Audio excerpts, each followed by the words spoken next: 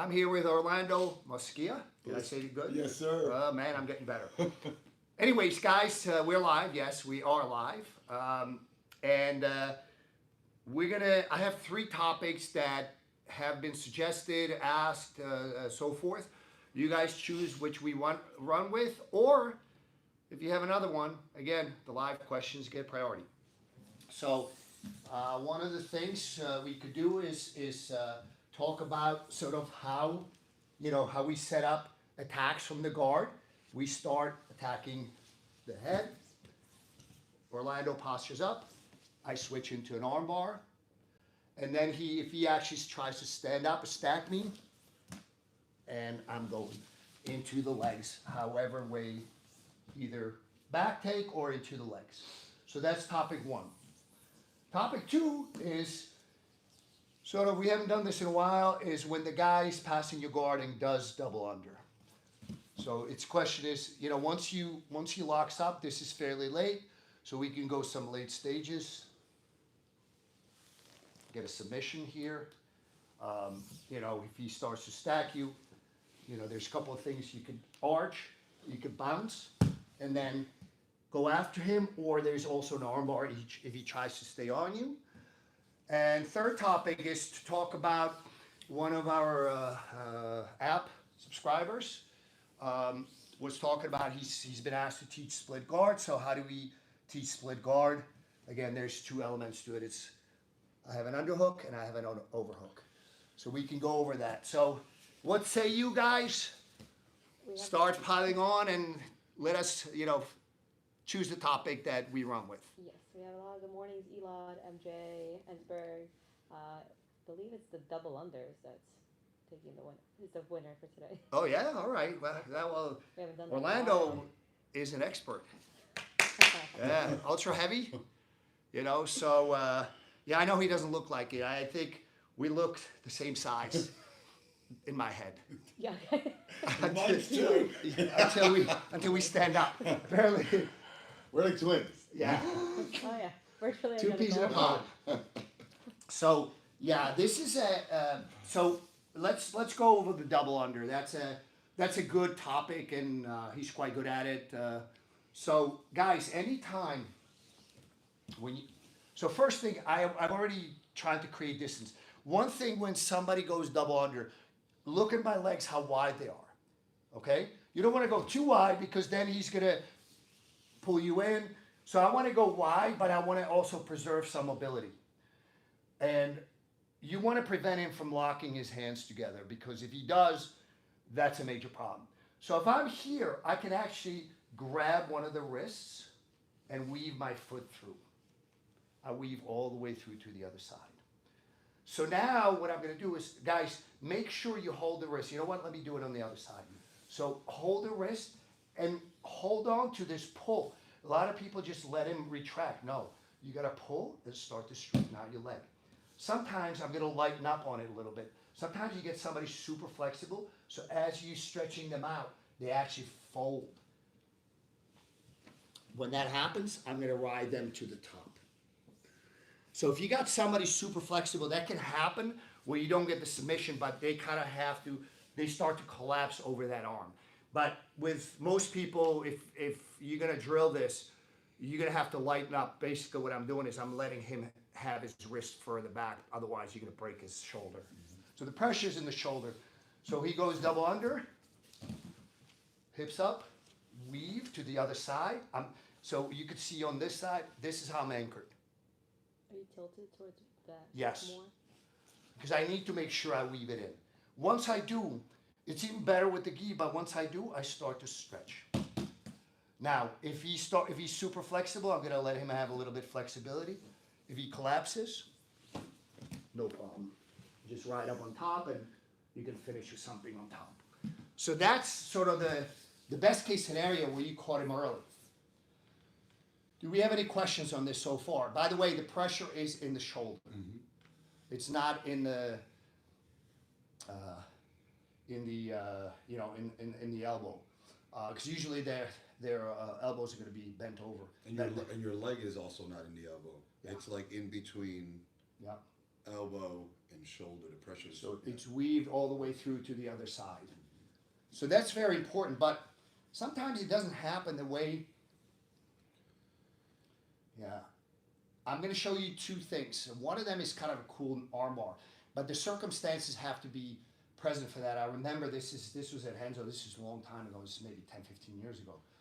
A pretty well-known guy came to the academy, and he was hoping to get a black belt from Renzo, but he didn't get it. But I remember he was passing double under. I caught him in the armbar, and he couldn't fathom what just happened. But the circumstances have to be sort of just right. So basically, he goes double under and kind of lifts you pretty high. So when this happens, what I do is I push into him and I bounce. As I'm bouncing, as he tries to come forward, I weave my legs. I don't know if you guys can see what's going on here.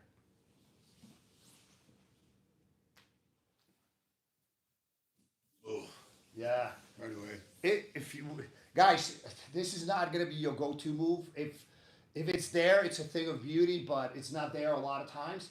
I'm going to show you sort of something a little bit more reliable. Instinctively, once you turn, my head wants to go to your like sternum, diaphragm area to try to isolate you, but that arm is stuck right away.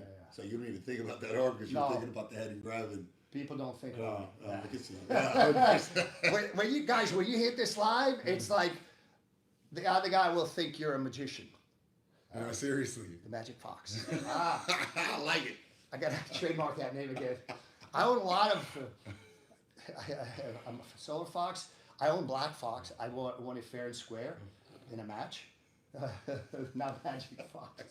So let's go over this again. Let's go over this again. This is a thing of beauty. But guys, again, don't rely on this too much. It is something that is not easy to get. But if basically what you need him to do is, as he's trying to control your hips, there's a big gap under his arm.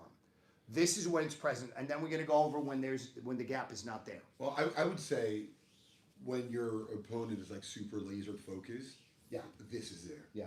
What they try to do is bring their hands down to the mat. Super strong guy, this is there. Yeah. Oh. So I push, I bounce, and as he's trying to control, yes. Yeah, 100%. You swing your arm and still in it. 100%. So normally, if you kept your arm on this side, this would have been even harder. Mm-hmm. But you swam it to the other side because they're trying to control your hips. 100%. So one more time, guys. So as I push, bounce my hips, and as he's trying to control, come down, this is it. It's a beautiful thing. It's a matter of where I put my arm. Yeah. Maybe we should make a reel on this after. It's that sneaky knee that Yeah, comes in yeah, and yeah, you yeah. And guys, by the way, I use this a lot, this sort of counter. When the guy passes my guard and goes north-south, I use that thread of an armbar to either submit them, but a lot of times, especially higher level guys, they withdraw, which now allows me to regard. Ensberg got a question. Do you still use the Gatame grip counter to double unders? I remember seeing that in the armbar. Yes, in the early stages. Yeah, absolutely. So this is an early stage. Yeah, this. So let me do this side. So double under. Yeah, this. Yeah, he cannot pass me. Yeah, go ahead. Yeah, it's not gonna happen. Yeah, yeah. This is not gonna happen. Yeah, I'm focused on taking this arm out. Yeah, that's not gonna happen. So that is very early stage. Yeah, Gatame. Yeah, man. All right, I'm proud of my electronic students. Ensberg, you're one of my electronic students, I think. Don't tell your teacher. I hope, or if you do, I hope he's okay with it, because he's your main teacher still. But yes, absolutely. That is early stage, and basically, there's certain things that I do that we talked about the triangle earlier. I don't care how big or strong the guy is; they're not passing my guard once I get that Gatame grip. Same thing with the triangle. Once I hold my shin and cut the angle, I have yet to have my triangle broken by a big guy. There's certain things, certain structures that you put in place. It doesn't matter your size. They're strong and they're extremely effective. We have 2 questions as well, but they're touching base from last week's Okay. topics. Guys, just so you know, whatever we do not cover in this YouTube portion, we're going to show on the app. And again, you get 3 free days to play around with the app. So if this is a particular topic of interest to you, you can get the trial and see the other parts of it, which we may not have time to cover during the free YouTube portion. And as Brooke said, he reps the Silver Fox rash guard at the academy all the time with no issues. Happy to be a student.